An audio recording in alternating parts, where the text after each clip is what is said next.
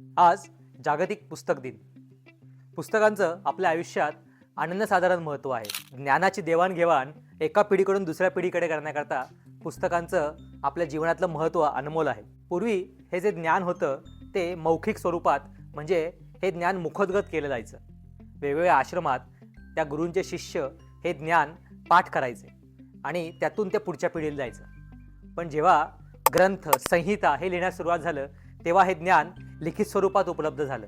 आणि असं लिखित स्वरूपात असलेले ग्रंथ, संहिता या अगदी हजारो वर्षापासून आपल्याला अभ्यास करण्याकरता उपलब्ध होऊ लागल्या. यामध्ये शेतीशी निगडीत असलेले अगदी 2000 सालापासूनचे जुने ग्रंथ, म्हणजे ऋषी पराशरांनी लिहिलेला कृषी पराशर हा ग्रंथ, त्याचबरोबर महर्षी वराहमिहिरांनी लिहिलेला बृहत संहिता हा भूजलशास्त्र व पर्जन्यशास्त्रावरील प्राचीन ग्रंथ, आणि अगदी आत्ताच्या काळातला ज्यांना नैसर्गिक शेतीचे जनक म्हटलं जातं अशा फुकोकांनी लिहिलेली वन स्ट्रॉ रिव्हॉल्युशन हे सुंदर पुस्तक.